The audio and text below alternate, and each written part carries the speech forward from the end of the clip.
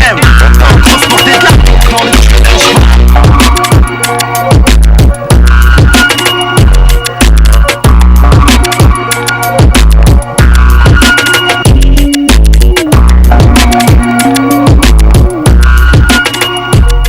diverses questions, beaucoup plus en rapport avec la jeunesse. Aujourd'hui, il est question vraiment à ce que nous puissions aborder la problématique de la jeunesse autour de la question, voilà, autour de la question que faire pour créer un environnement propice pour l'émergence d'une jeunesse responsable en République démocratique du Congo. On est déjà là, je crois que vous êtes fixés et que nous allons devoir passer des moments tellement magnifiques ensemble dans le cadre de l'émission Jeunes et Vision. Aujourd'hui, nous recevons pour vous une dame, hein, ça ne se fait pas tous les jours. Ben, aujourd'hui, c'est vraiment une exception que nous faisons. C'est maman Adikoko Ngoyi Dorcas que nous recevons. Elle est présidente de l'UED, hein, VERCO. C'est bien sûr l'Union des écologistes pour la démocratie et le développement.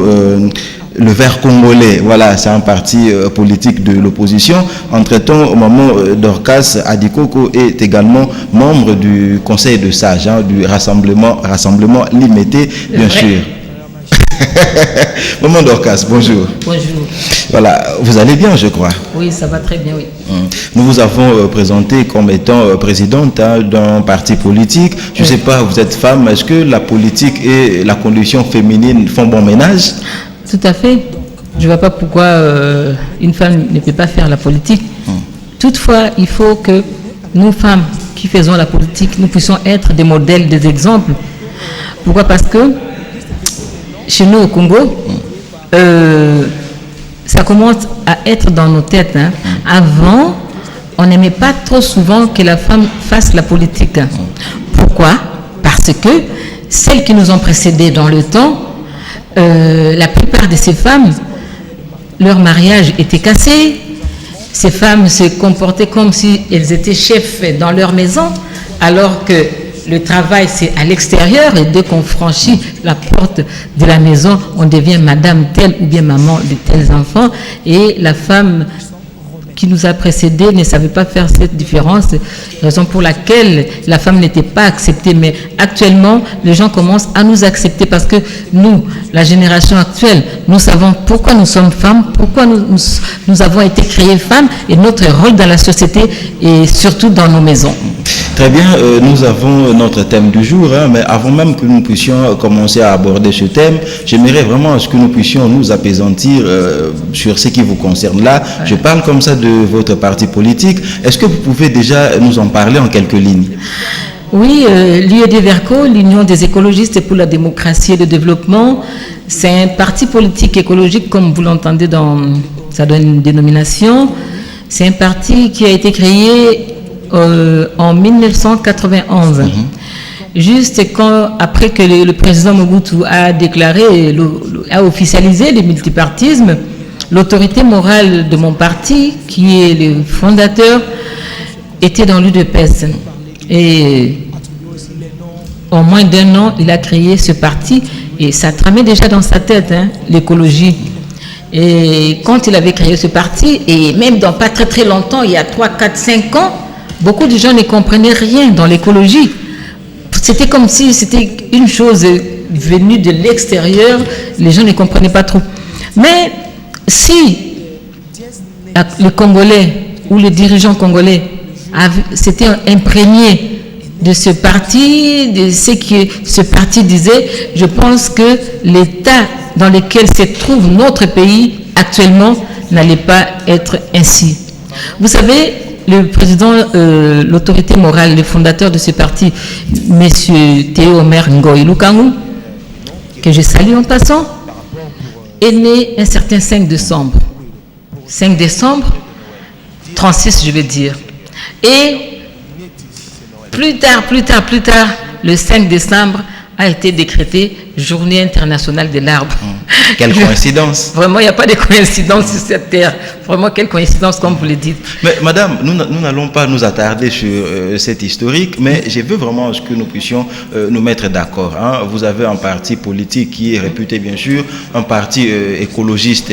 Est-ce que, étant donné que nous avons un parti écologiste et qui est bien sûr vôtre, on peut dire que l'écologie se porte bien en RDC?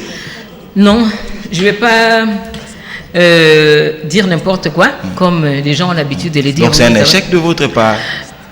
Ben, je ne vais pas dire non plus, parce que nous ne sommes pas aux commandes. Nous avons le parti, le premier, on a parlé, on était là, mais nous ne sommes pas passés aux commandes.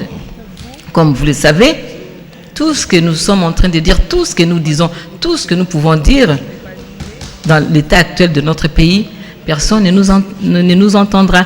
On attend le moment propice quand on sera aux commandes de ces pays pour faire ce que normalement on doit faire. Parce que je ne peux pas comprendre un pays comme le nôtre, qui était la capitale, qui était catégorisée la plus belle capitale, disons, Kin Label, qu'on disait Kin Label, être dans l'état où nous sommes actuels. C'est pour dire que les gens qui y sont n'aiment pas le Congo. Les gens qui nous gouvernent n'aiment pas au Congo. Parce que je sais que notre Congo, dans le temps, moi je prends toujours l'exemple des années 60. Je commence l'année 1960, l'année de ma naissance, l'année de l'indépendance de notre pays, l'année où nous-mêmes Congolais avons pris le Congo en main. Alors, quand nous on grandissait, moi je sais que je prends seulement l'exemple des parcelles. Souvent, 1 ou 2 mois d'intervalle, il y a des gens qui passaient pour voir si les parcelles sont bien entretenues, si les sanitaires sont propres, s'il n'y a pas de boîtes de conserve qui traînaillent dans la parcelle, puisque ça cause des moustiques et des maladies si un enfant se blesse dessus. Alors, quand ces gens-là passaient, ils affichaient déjà que tel jour, on va passer. Et on faisait encore plus attention que les parcelles soient propres, qu'il n'y ait pas de saleté, que les sanitaires soient nickel. Pourquoi? Parce que s'il passe et qu'il y ait des déchets, des saletés dans votre parcelle, vous avez une amende à payer. Et vous allez payer cette amende. Ce n'est pas comme maintenant. Vous payez tous les jours dans des marchés, Liberté, Zandamounène et partout. Les gens payent tous les jours pour le nettoyage, mais on ne sait pas où est-ce que cet argent va. Mais dans le temps, ce n'était pas comme ça. Il y avait des bureaux, vous payez, il y a une facture et cet argent servait vraiment à améliorer notre pays. On n'était pas dans l'état actuel, on n'avait pas tout ce qu'on a maintenant. Mais on nous a dit, révolution de la modernité, non, c'est vraiment, miroiter les gens à quelque chose. Mais Maman Dorcas, oui. Vous faites la politique, entre-temps vous êtes également écologiste. On peut dire que là ce sont vos rêves d'enfance qui se réalisent ou encore vous êtes simplement sur les traces de papa? Je suis aussi sur ces traces. Et donc puis vous êtes un tout petit peu perdu, hein? Pardon? Vous êtes un tout petit peu perdu. Je ne suis pas perdu, je sais ce que je veux, je sais comment j'ai grandi, je sais comment est-ce qu'on a vécu, je sais comment est-ce que Kinshasa était, comment est-ce que notre pays était, comment est-ce que les enfants étaient éduqués, je sais comment ça se passait. Et je suis dans cette nostalgie pour que les enfants d'aujourd'hui, que je vois traînailler partout, que des enfants qui sont dans des bars matin, midi et soir, je vois des enfants dans des danses obscènes, qui écoutent des chansons inécoutables, entre guillemets. Et je me demande, où sont passées nos habitudes d'antan? Où sont passés les foyers sociaux qui étaient dans chaque quartier, dans chaque commune, où les mercredis soirs, comme les enfants n'avaient pas école, les enfants partaient dans ces centres pour apprendre à cuisiner de temps en temps, à coudre, à jouer, des chansons vraiment saines. Il y avait des centres pour le scoutisme, des guides et tout. Mais actuellement, il n'y a plus rien. Il n'y a que des orchestres, des danses, des chansons sales, malsaines, donc des choses qui ne peuvent pas aider un enfant à être plus tard l'avenir de notre pays de demain. Oui, je suis dans cette nostalgie-là. Voilà, Maman Dorcas, vous êtes là bien sûr, vous êtes politique, entre-temps vous êtes également écologiste. En tant que politique, c'est quoi, en fait, quelle est cette place que la jeunesse occupe au sein de votre parti? C'est quoi votre combat au profit de la jeunesse? Mon combat au profit de la jeunesse, c'est que je me pose la question de savoir, parce que les enfants que je vois aujourd'hui, ce n'est pas les enfants que nous, on était quand on avait leur âge. Je vais donner un exemple. Dans notre pays, À un certain moment, il n'y a pas trop longtemps, il y avait des publicités, des banderoles partout, des publicités à la télé, dans des médias, comme quoi on achète une bouteille de bière, on gratte sur le bouchon et on gagne ou un poulet, ou un t-shirt, ou une chèvre, et que sais-je encore. Alors, tout le monde, même les enfants de 4, 5, 6 ans, allaient s'acheter une bière pour gratter et gagner un poulet ou ce que je viens de citer là. Mais quand nous, on grandissait, la bière, c'était pour les grandes personnes. Comment est-ce qu'on faisait pour goûter la bière? S'il y a des invités à la maison, et on vous demande de débarrasser la table, ou si maman débarrasse la table et met les bouteilles quelque part, tu vas en cachette, tu prends le bout dans la bouteille pour goûter c'était quoi la bière. Mais aujourd'hui, un enfant va acheter la bière pour gratter le bouchon. Un enfant fait des économies pour acheter la bière au vu et au su de tout le monde, puisque les publicités passaient ici dans des médias. Alors, un enfant qui achète de la bière, 5, 6, 7, 8, 9 ans, il consomme cette bière, cet alcool. Et un enfant qui prend de l'alcool à cet âge-là, le lendemain de cet enfant sera quoi? Et quel avenir cet enfant-là, il sera quel avenir du pays? Mais Maman Dorcas, vous êtes dans la politique, vous faites quoi pour mettre fin à cette situation? On peut beau crier, passer dans des médias, le dire, mais ceux qui sont au devant, vous voyez, quand ils font leur fête, c'est ces musiciens-là et c'est ces boissons-là qu'ils mettent en exergue. Vous pouvez beau crier, mais vous êtes minoritaire. Ceux qui sont là au devant, qui ont beaucoup d'argent, qui pillent, qui volent, qui utilisent comme ils veulent cet argent, ils font ce qu'ils veulent. Il y a des publicités, on voit. Ils ont des fêtes tout le temps. C'est ces mêmes genres de choses qu'ils font. On essaie par tous les moyens de le faire. À un certain moment, en 2009, avec Gabriel Chabani, on avait fait une grande campagne sur le changement de mentalité.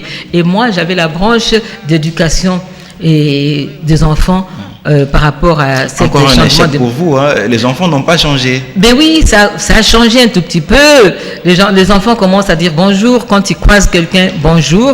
Les enfants commencent à être respectueux. Mais pendant que nous on faisait ça, pendant que ça prenait de l'ampleur, il y a des gens qui sont sortis pour dire non, Chabani a piqué notre idée, c'était nous qui avons commencé, c'était nous, il y a passé dans toutes les chaînes de télévision pour dire que c'était à lui.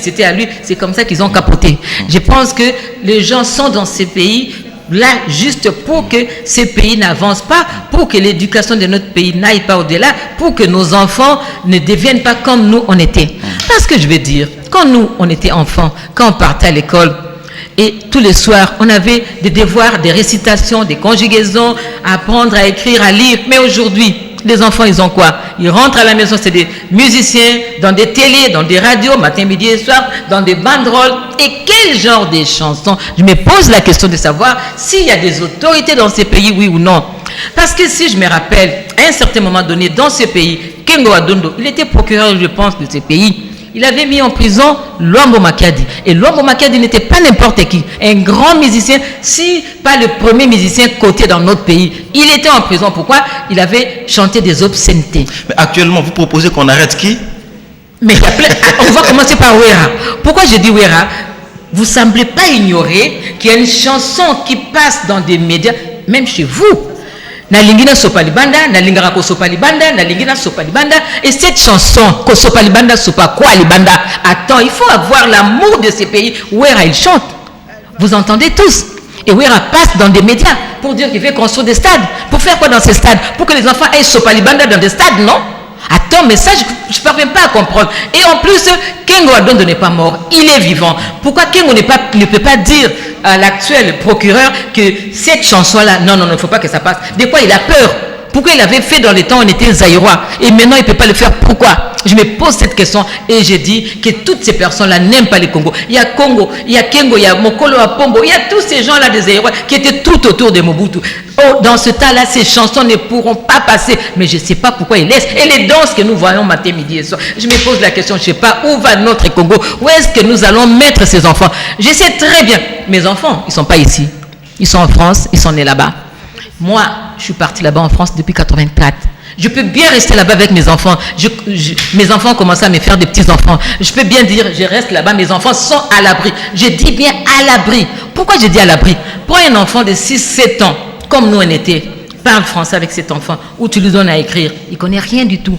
Mais demande-lui de te chanter dans l'Ingna Sopalibanda ou Tiaboye, Salaboye. C'est tout ce que ces enfants connaissent. Il n'y a plus de récitation. Moi, depuis 3 ou 4e primaire, je peux dire maintenant, j'ai 57 ans aujourd'hui, mon beau village. Connais-tu mon beau village qui s'est mis au clair ruisseau, encadré dans les feuillages, on dirait un nid d'oiseau. On sent vraiment que vous y connaissez. Vraiment, mais alors les enfants d'aujourd'hui. On va faire un exercice, on va appeler, je ne sais pas, Benoît Nzinga, Christian Banjolo, il y a également, Dieu merci, Kifou qui est là, ils vont également nous réciter. Bon, je ne sais pas s'ils seront ou encore ce sera catastrophique. Ou bien Philombale, qui est là, Philombale ici à côté. Voilà, puisque, s'il vous plaît, vous veniez de citer Werason avec le cri contenu dans une de ses chansons. Bon, je ne sais pas quand même, hein, lorsqu'on parle des artistes et musiciens, puisqu'il s'agit d'œuvres d'esprit, il faudra quand même faire appel à eux pour que nous puissions scruter ce qui concerne leurs œuvres. Je vais lui dire, il faut qu'il ait pitié des enfants congolais. Parce que ces enfants, à lui, ils sont aux États-Unis. Ils sont à l'abri. Et c'est nos enfants qu'on abrutit de grâce. Parce que des fois, quand je parle ça. Oui, maman, on a jalouse. Parce que je ne suis pas jalouse. Je ne suis pas une commandeur. Mes enfants ne sont pas ici. Ils sont à Paris. Voilà, ils là, sont à l'école, ils sont bien éduqués. Alors, il faut qu'on épargne nos enfants d'aujourd'hui, nos enfants, qu'on cesse de dire l'avenir de demain. Alors, je me demande si nos ministères des Affaires sociales, des gens et familles, de tout ce qui s'en sort, ne voient pas tout ce qui se passe, n'entendent pas ces chansons. Au lieu de mettre en plus ces gens-là en exergue. On peut évoluer. Mais oui, mais voilà. Vraiment. S'il vous plaît, là nous signalons déjà qu'avant que les chansons ne sortent, hein, toutes les chansons passent bien sûr par la commission des censures. Donc je crois également que ceux-là sont en train de nous suivre. Il n'y a pas de censure dans notre pays, parce que s'il y avait de censure, beaucoup de danses ou des chansons qui sortent n'allaient pas sortir. Il n'y a pas de censure. Hein. Voilà, cette fois-ci nous allons vraiment plonger dans la matière de notre émission du jour. Je vous avais déjà dit qu'aujourd'hui il sera question de répondre à la question que faire pour créer un environnement propice pour l'émergence d'une jeunesse responsable en République démocratique du Congo. On est déjà là, mais moment d'Orcas, puisque nous parlons comme ça de l'émergence d'une jeunesse responsable, nous ciblons comme ça des valeurs. J'aimerais vraiment que vous puissiez nous dire froidement ou encore avec beaucoup d'amour surtout, quelles sont les qualités reconnues à la jeunesse pour qu'on puisse quand même parler d'une jeunesse responsable? Jeunesse responsable, la jeunesse congolaise, je pense que est responsable, hein, tant bien que mal, parce que vous pouvez sillonner toutes les avenues de nos quartiers, vous allez voir staff Philombale, staff Modogo, staff Dorcas, staff, il y a des cabines téléphoniques. Ces enfants se prennent en charge. Pourquoi? Parce que ils sont partis à l'école, ils ont fini l'université, mais il n'y a pas de travail. Alors, ils se prennent en charge tant bien que mal, parce que les parents, le papa va au boulot tous les matins, il rentre 3, 4, 5, 6 mois, il n'est pas payé. Qu'est-ce que les enfants vont faire s'ils ne font pas leur ligablo, leur petite boutique pour vendre des cartes téléphoniques? Je crois que la maison, il n'y aura pas de marmites qui vont bouillir dans cette maison. Et aussi, la jeunesse. Pour que la jeunesse soit responsable, il faut que cette jeunesse-là aussi ait une tête bien faite. C'est-à-dire, quand nous on grandissait, toujours nostalgique, quand on grandissait... Vous êtes là dans l'utopie du passé. Hein? Du passé, mais il faut qu'on revienne à ça pour que notre... Je vais vous dire, la famille, papa, maman et les enfants. Bon, souvent, nous, quand on s'est réveillés, papa était déjà parti au travail, on les voyait partir, nous, maman, nous préparait pour nous envoyer. Si on ne partait pas le matin, c'est l'après-midi à l'école. Et maman n'était pas comme actuellement une maman qui sort à 3h, 4h du matin pour aller prendre du pain, pour aller acheter du pondou ou Wenze Liberté, pour aller, je ne sais pas, vers Mitendi là-bas, acheter quoi? Le kwanga pour venir vendre dans la capitale. Et elle sort très tôt matin, elle ne sait même pas comment ses enfants vont se réveiller, c'est que les enfants vont manger, comment ils vont partir à l'école. Et cette maman-là est partie.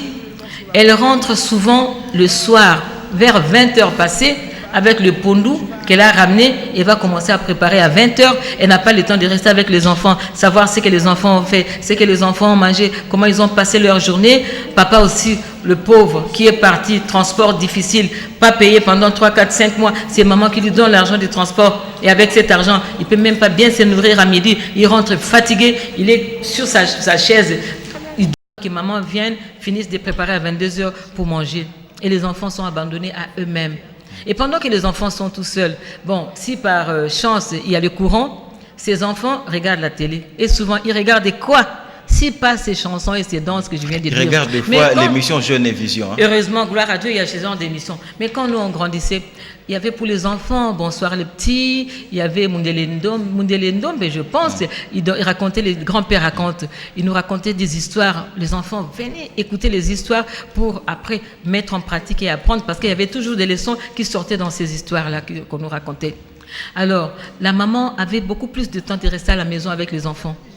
Donc, et maintenant, les enfants sont abandonnés et l'éducation des parents, presque pas, parce que les parents sont vraiment pris par leur boulot, mal payés. C'est l'éducation diffuse de la rue. Et dans la rue d'aujourd'hui, il y a quoi? Dans chaque presque parcelle, il y a des répétitions des concerts des musiciens. Et les enfants sont là dehors, en train de regarder, d'apprendre à danser. Et si tu mets les enfants là, tu leur demandes de danser, vous allez vous poser la question de savoir, mais bah attends, comment après on va dire que les gens, on viole les enfants, alors que ces enfants, vous dansent comme ça? On n'encourage pas les violeurs. Hein? Non, je n'encourage pas les violeurs, mais moi, je vous dis, moi, à 57 ans, moi, je pense que je vais aller reprendre l'université, sortir avocate. Mais je crois que mon diplôme ne va pas causer des problèmes comme les actuels diplômes que nous voyons. Moi, ça sera vraiment correct et les gens vont bien suivre mon chemin. Je vais être avocate des hommes. Pourquoi? Parce que actuellement, il y a des histoires. Oui, on a arrêté les hommes parce que les femmes, ils ont violé, ils ont fait... Je ne suis pas pour les violeurs. Mais dans l'état actuel de notre pays, moi je suis pour les hommes. Hein. Il faut seulement sillonner des cachots, des maisons communales. Plein d'hommes là-bas. Pourquoi? Parce qu'ils ont violé, ils ont fait des attouchements, ils ont fait ceci, ils ont fait cela. Mais dans l'état actuel de notre pays, moi je vais être avocate des hommes pour défendre ces hommes. Pourquoi? Parce que il y a des bars partout. Va un peu dans Bandal, sur l'avenue Kimbono. Lorsqu'il y a des bars, il faut violer? Attendez, il y a des bars partout. Des mineurs, des jeunes, moins jeunes, de 18h jusqu'au petit matin. Bon marché, partout. Matongé, n'en parlons pas. La musique, la boisson, les enfants vous boivent d'alcool. Et puis quand elles se mettent à danser, les hommes qui sont tout autour, c'est pas des papes, hein? Eux aussi, ils ont bu. Et les chansons que vous mettez là, les danses que... Attends. On se croirait à Pigalle. À Pigalle, c'est en France, là-bas. C'est un quartier de putes où les gens vont pour chercher des putes. Mais maintenant, nous, Pigalle, c'est de toutes les avenues de Kinshasa, presque tous les bars, c'est des... Alors, les gens qui prennent comme ça d'alcool, qui dansent vos danses et des chansons obscènes. Leur danse, hein? Leur danse, oui, danse. La lingina sopalibanda, la lingina salaboye, cimenterie, simekoli. C'est ça, simekoli. Maintenant, ils ont mis cimenterie pour voiler quoi? Alors, ces hommes, avec l'alcool, ils vont finir où? Cimenterie de Luka, là. Ben, d'accord, de Luka, là. Ils vont finir où? Ils vont pas finir à l'église, hein? Ils vont finir à l'hôtel, ils vont finir dans des cousous. Et après, vous allez dire, oui, ils ont violé. Ils n'ont pas violé. Moi, je vais être avocate des hommes pour des circonstances atténuantes. Il faut aussi que les hommes fassent des groupes pour marcher, pour dire que non, trop c'est trop. Sinon, il faut bien cadrer vos filles, il faut bien cadrer vos bars, il faut que ça soit des endroits privés. C'est pas que dans le temps de Mobutu, il n'y avait pas de boîtes, il n'y avait pas de bars, il n'y avait pas tout ça. Mais il y avait des clubs privés. Des choses privées, pas comme ça, au vu aussi de tout le monde, vous faites n'importe quoi, vous habillez n'importe comment.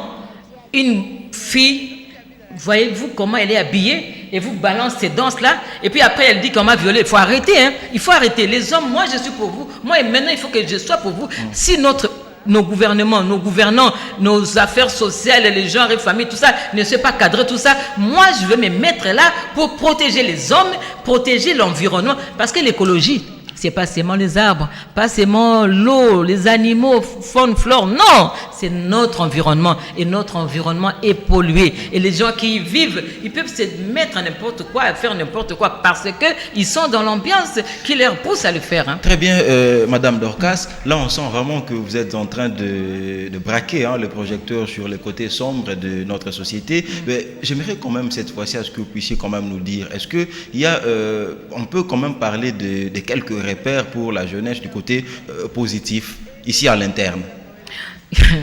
Sincèrement, oui. Il y a quelques écoles chrétiennes, genre École Béret et tout, là où les enfants sont vraiment formés, informés, formés et on les transforme. Et on attelle les enfants à la prière, à comprendre, à faire la distinction entre le bien et le mal. J'aimerais qu'on parle en termes de personnalité. Hein. Personnalité qui je vais donner comme exemple. Moi, si vous voulez que je prenne des personnalités, je vais prendre seulement le gouverneur. Bon, allez, allons-y. Je prends le gouverneur. Qui ne sait pas que notre gouverneur, tous les jours, tous les soirs, il est donc à Kasavubu, dans une boîte Mogila, comme vous connaissez. On les chante tout le temps. Qui ne sait pas que nos ministres, nos gouvernants sont tout le temps dans des boîtes? C'est pas Attends, mais non, nos enfants, ils doivent être des modèles. S'il vous plaît, oui. C'est pas un crime. Lorsque quelqu'un travaille et que le soir il va se divertir, voilà, c'est pas un danser jusqu'à descendre là. Non, non, c'est pas un crime. Mais il faut savoir qui tu es. Si tu ne te connais pas, tu ne sauras pas te mettre en valeur. Parce que tu n'es pas n'importe qui. On t'appelle excellence, on t'appelle honorable. C'est pas... Peut-être parce que chez nous, excellence, honorable, n'a pas sa valeur. Si les gens savaient ce que ça signifiait, ils n'allaient pas se comporter comme ils sont. Madame Dorcas, au-delà de tout, à qui profite la faiblesse de la jeunesse? La faiblesse de la jeunesse profite à ceux qui veulent que l'avenir de demain du Congo soit par terre. Parce que si on abandonne la jeunesse d'aujourd'hui, qui sera l'avenir de demain? Comment sera notre pays? Dirigé par qui? Par des soulards, par des buveurs, par des danseurs, par des atalakou, par des gens qui chantent des chansons sans morale, moralité, quoi que ce soit. Des gens qui savent... Georges Weah, footballeur, est devenu président de la République. Être footballeur n'est pas synonyme d'être danseur, obscénité, tout ça. Ça ne veut rien dire. Vous voyez, je peux être footballeur, mais je peux aussi être musicien, mais savoir que je suis musicien et me mettre en valeur.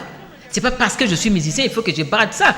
Vous écoutez qui, par exemple, je parle comme ça des musiciens congolais, aujourd'hui? Sans vous cacher, à part la musique chrétienne, non. Dans le temps, moi, même Jean Goubal, vous n'écoutez pas? Oui, en passant des fois à la télé comme ça, je suis sa passe, mais je suis plus braqué depuis un certain temps, depuis 96, à ce genre de musique. Moi, quand j'étais enfant, toujours nostalgique, moi, c'est la vieille musique congolaise. Des grands calés, des taboulés, des anciennes. Ça, c'était ce que moi j'aimais. À un certain moment, quand je grandissais, quand j'étais encore dans le monde, oui, tout ça là. Mais après, aujourd'hui, vous êtes au ciel? Je suis dans le monde, mais je ne suis pas dans ce monde. Je suis de ce monde, mais je ne suis pas dans ce monde. Parce que, non, je ne suis pas au ciel, mais il faut savoir faire la part des choses. Sincèrement, c'est pas, je rigole pas. Exemple, comme j'ai dit, quand j'étais enfant, je grandissais, mon papa, mon oncle paternel, il aimait les chansons, des grands calés, toutes ces chansons-là, je connais à cœur. Hein. J'ai fait tout pour que ça parte des Nico et tout. Je vais vous chanter ça maintenant. Les Baléazaï. Tous ces gens, ça gêne. Alors, vous fermez les yeux. Non, je ne ferme pas les yeux. Mais quand cette chanson, je peux aujourd'hui, si ça me prend, je peux la chanter. Tout le monde est là, ça ne va déranger personne. Mais je vais commencer. Attends, imaginez-vous. Vous voyez la différence? Non, ce que j'ai dit là, c'est la vérité. Ça me fait trop mal que mon Congo à moi devienne comme ça, par terre, plus bas que la terre. Ça fait 36 fois que vous répétez le morceau. Hein? Oui, ça fait 36 fois parce que ça dérange, ça gêne, c'est sale, c'est trop sale. Leurs enfants ne sont pas ici, ces filles ne sont pas ici. Voilà. Ils n'écoutent pas ça. Ok, nous sommes toujours là en train de parler de l'encadrement de la jeunesse. Hein. Là, je réitère déjà notre sujet du jour. Nous sommes là pour répondre à la question, que faire pour créer un environnement propice pour l'émergence d'une jeunesse responsable en République démocratique du Congo. Madame Dorcas Ngoyi, vous êtes présidente d'un parti politique. Vous avez également une Ligue des jeunes. Hein. S'il faut parler de votre Ligue des jeunes, dans cette dernière, qu'est-ce que vous faites de la jeunesse? Vous également, c'est toujours comme ça, vous donnez, je sais pas, 3 000, 4 000 francs lorsque vous êtes là pendant des marches, il y a la jeunesse qui suit. C'est toujours le cas où vous vous démarquez quand même. Les 3 4 000 francs qu'eux donnent parce qu'ils pillent, ils volent, ils prennent. Moi, j'ai pas. Moi, je prends les transports en commun. Moi, je suis proche de la population. Moi, je prends des taxis. Qu'est-ce que vous faites de la jeunesse? Je vais vous dire, donc les 3 000, 4 000, je n'ai pas à donner. De la jeunesse, moi, j'aimerais, quand on sera aux commandes, vous voyez, quand nous on grandissait, encore nostalgique, il y avait des groupes de scoutisme, il y avait des guides, il y avait ce genre de choses, vous voyez. Alors, chaque samedi et mercredi après-midi, les enfants allaient là-bas. On nous apprenait aussi comment vivre, comment être vivre dans la société, l'éducation que les parents ne donnaient pas, pour compléter aussi l'éducation des parents et pour ne pas aller prendre l'éducation du fils de la rue. Ces genres de choses-là, encadrer les enfants pour qu'un jour ces enfants-là puissent être de quelqu'un. Je vais vous donner un exemple. Toutes les vacances scolaires, on partait dans des colonies de vacances. Dans le Bas-Congo, c'est comme ça que je connais bien le Bas-Congo. C'était chaque village. Tantôt c'était Kipako, Kolo, Tumba. Donc c'était comme ça que j'ai connu Bas-Congo. Alors une fois c'était dans mon groupe de scoutisme, Kimanou on appelait. Moi j'étais de Bandal, ça se passait à Saint-Michel, à Bandal. Alors on est parti et je devais être promu. Guide, président, chef de ma troupe. Et on avait il y avait un... Fleur d'Hélice? Oui, je devais être promu. Votre totem, c'est quoi? Chienne? Bengali, non, c'était pas... J'aime plus ça. Je suis délivré de tout ça. Hein. Je suis passé à la délivrance. Parce que totem, chien, vous savez ce que le chien a comme totem. Je pense que nos musiciens ici, ils ont un totem comme chien. Pas jusque-là, voilà, quand même. Oui, ouais. Le totem, il faut savoir ce que le chien donne. Ce qu'il... Bon, alors... Cette nuit, la veille, avant que la manifestation, le salut au drapeau, la manifestation, comment on dirait?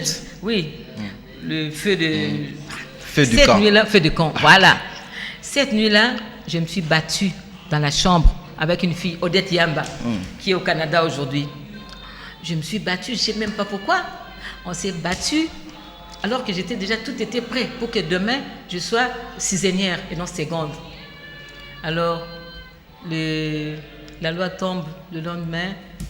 Ngoï, Yvonne, c'était Yvonne, vous ne passez plus. Je vous dis, j'ai pleuré toute la nuit et depuis ce jour-là, j'avais, je pense, 12 ans, c'était en 72, hein, jusqu'à aujourd'hui, je ne peux plus me battre. Donc c'est resté dans ma tête que quand on se bat, on gâche la vie. Donc, jusque-là, vous n'avez pas encore répondu à ma question. Bon, j'ai dit, mais eux là, ce qu'ils faisaient là, c'est pour que plus tard, je sache, que je comprenne que se battre, c'est mauvais. Alors si à nos jeunes, on leur apprend de bonnes choses, comme moi, dans ma tête, je ne peux pas me battre. Donc, jusqu'à aujourd'hui, je sais que se battre, ce n'est pas bien. Non. Si on apprend aux enfants du bien, à faire du bien, à être respectueux, à respecter le genre, à ne pas voler, à ne pas tricher, ils ne vont pas être des pilleurs le lendemain. S'il vous plaît, oui. S'il vous plaît, ne soyons pas évasifs. Hein. Voilà. Ma question, elle est tellement simple. Qu'est-ce que je suis en train de faire? Vous avez un parti politique. Qu'est-ce que vous faites de votre Ligue des jeunes? Dans cette Ligue des jeunes, mais ce que je suis en train de vous dire là, c'est les exemples que je leur donne tous les jours. Soyez concrète. Mais oui, je suis concrète. Et je leur dis aussi que quand qu'ils acceptent, qu'ils souffrent pour un certain temps, mais on va faire de la manière où quand nous on grandissait. Je leur dis, mais comment je vais faire? J'ai pas des millions, je ne suis pas parti aux commandes. Et ils sont là, ils pillent et ils gaspillent l'argent comme ça. Au lieu de créer des structures, comme en France, là-bas où j'ai vu, il y a des maisons de quartier. Dans ces maisons de quartier, le jour où les enfants n'ont pas classe, comme ça se faisait dans le temps ici chez nous, dans des foyers sociaux, les enfants partaient. On leur donnait, montrer comment vivre, comment faire, quoi faire, tout ça. Respecter ces enfants-là, si aujourd'hui, c'est des buveurs d'alcool, des danseurs, tout ça, et plus tard, vous croyez qu'ils vont respecter même la constitution du pays? Non, pourquoi? Parce qu'ils ne connaissent pas ça, ça ne leur dit rien. Mais un enfant qui grandit, qu'on a fait grandir, dans le respect de chaque chose, le respect de la parole. Et cet enfant saura que si je donne ma parole aujourd'hui, je dois respecter. Vous voyez, je vais rajouter une chose. Je vais parler, vous dites que je suis politique. Oui, je suis politique. Tshisekedi Mulumba, le prophète, le président Tshisekedi, le feu, d'heureuse mémoire. En 95, quand je l'ai rencontré, je lui ai donné un palmier. Il a planté dans sa parcelle de la 10e rue. Alors, ce jour-là, j'ai parlé avec lui. Il m'a dit, je lui ai posé des questions sur la politique, sur tout ce qui se passe. Il a dit, ma fille, vous savez, notre combat d'aujourd'hui, ce n'est pas pour nous. Ce n'est pas nous qui allons en bénéficier. Moi, je dis, ah bon? Pourquoi nous combattons pour ne pas bénéficier? Il a dit, non, nous, c'est déjà trop tard. Ceux qui bénéficieront de ce combat, ce n'est pas sa génération à lui, pas ma génération. Il m'a dit, pas la génération de mes enfants, mais de mes petits-enfants. Moi, mon petit-fils aujourd'hui a 12 ans. Hein. Moi, je dis, comment ça? Il a dit oui. Mais j'ai dit, pourquoi? Il a dit, vous savez, nous, là, qui avons grandi dans ces pays, moi, mon fils, gloire à Dieu, il est là-bas, mais les enfants de son âge, qui ont grandi dans ces pays. Gloire à Dieu puisqu'il est là-bas. Ben oui, parce que moi, je veux maintenant qu'ici aussi, ça change. Gloire à Dieu, parce que je ne vois pas comment est-ce que... Attends, je vais vous dire. Un enfant qui a, disons, 20 ans aujourd'hui, une grande personne, mais cet enfant est né dans la saleté. Tout ce que nous voyons aujourd'hui. Mais pour cet enfant, comme il a trouvé que c'est sale, pour cet enfant, la saleté, là, c'est normal. Les gens peuvent vivre comme ça. Et c'est ce qu'il va reproduire plus tard. Mais si, à un enfant, vous lui montrez le respect de toutes choses, comment vivre la propreté, comment assainir le milieu, cet enfant ne donnera que ce que vous lui avez montré.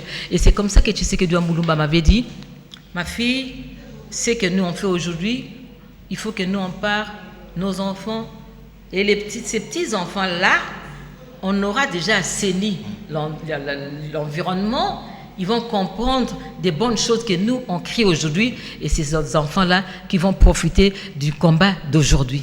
Très bien, voilà, vous êtes là, c'est bien sûr Canal Congo Télévision, l'émission Jeunes et Vision. On est là, on se bat bien sûr pour répondre à la question que faire pour créer un environnement propice pour l'émergence d'une jeunesse responsable en République démocratique du Congo. Nous recevons pour vous Madame Dorcas Ngoyi, c'est avec elle que nous sommes en train d'échanger. Vous êtes tellement nombreux à nous appeler, il faut simplement savoir que nous ne savons pas vous prendre en direct.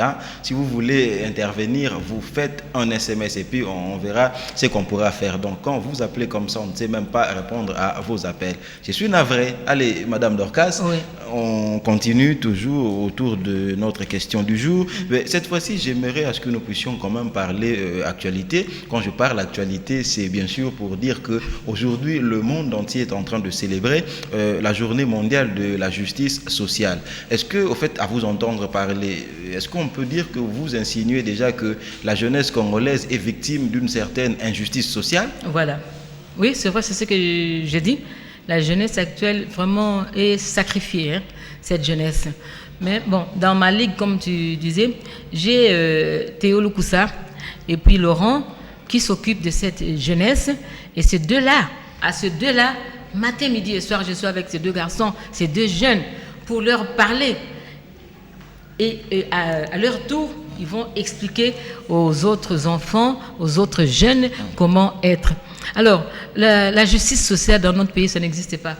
Ou on est riche, ou on est pauvre. Les riches et les pauvres. Il n'y a pas de classe moyenne. Il n'y a pas de classe moyenne chez nous. Vous voyez, il y a quelqu'un ici dans son quartier, même chez moi là-bas à Bumbu, il y a une maison. Et demain, il y a un étage à côté, le riche et les pauvres. Cette personne achète une moitié de cette parcelle et voilà, 2 mois, 3 mois, 4, 5, 6 mois après, c'est un immeuble qui est là-bas à côté. Donc dans notre pays, il n'y a pas la moyenne classe. Ou tu es riche, ou tu es pauvre, c'est très malheureux. Et cette justice sociale, journée mondiale 2 dans notre pays, c'est que des noms.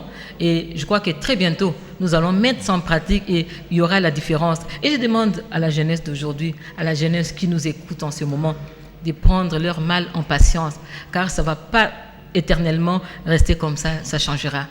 Voilà, cette fois-ci, on va quand même parler également de la construction de l'identité de la jeunesse, puisque nous sommes à Kinshasa, qui est bien sûr, en fait, Kinshasa, c'est un peu comme un melting pot. J'aimerais à ce que vous puissiez quand même nous dire, puisque nous parlons de la construction de l'identité quinoise, bien sûr, du côté de la jeunesse.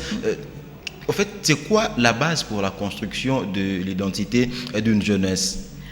La base, c'est ce que je dis. Il faut, vous savez, dans le temps, ici au Congo, les études surtout. Aussi au Congo, il y avait dans chaque quartier, commune, je voulais dire, il y a des écoles qu'on construisait, qu'il y avait.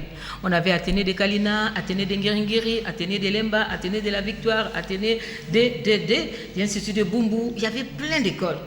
Mais actuellement, il y a quoi? Il n'y a plus tout ça. Les écoles qui sont là, au lieu qu'on s'attelle à donner vraiment cette éducation que nous on avait, l'instruction je voulais dire, que nous on avait quand on grandissait, maintenant c'est plus ça.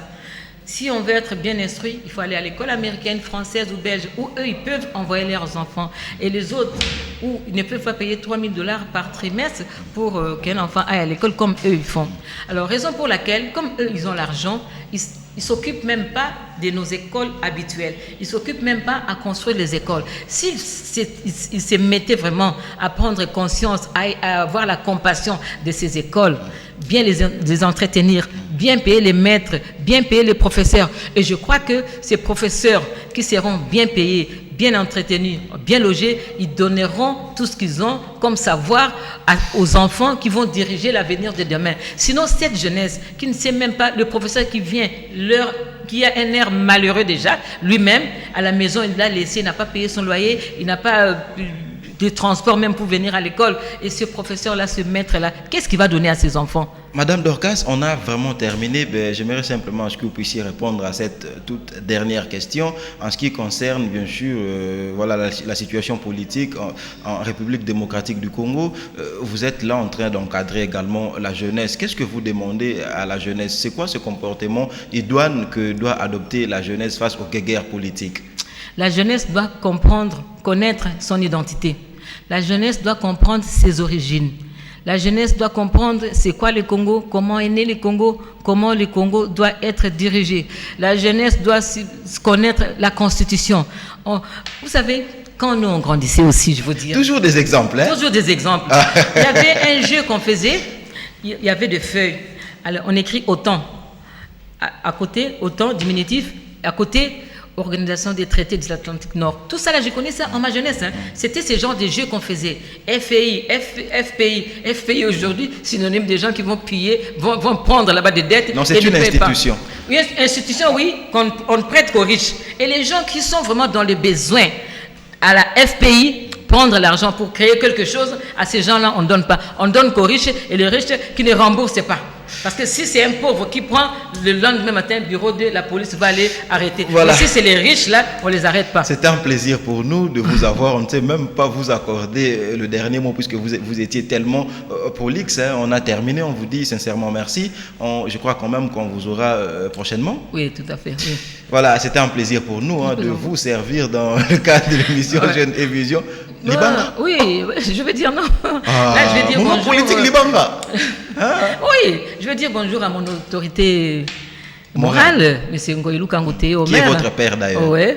Et maman Véro Wechi, Bobo, Israëla et Yaya, ainsi que tous ceux qui me reconnaîtront. Et à la jeunesse, dans pas très longtemps, la lumière ne restera pas longtemps. C'est vraiment terminé. On dit merci à nos amis, bien sûr, pour leur largesse. Hein. Eric Moffé, je te dis merci. Merci également à Dieu, merci Kifou. Bruno Nzinga, tous les amis qui étaient là pour travailler en ce qui concerne la réussite de cette émission. Nous vous disons sincèrement merci, puisqu'il était question de répondre à la question que faire pour créer un environnement propice pour l'émergence d'une jeunesse responsable en République démocratique du Congo. Nous recevions pour vous, Madame Adikoko Ngoï Dorcas. Allez, portez-vous bien. Hein. Le prochain rendez-vous est déjà pris pour le mardi prochain, toujours à partir de 17h juste sur la même chaîne. Portez-vous bien. Merci.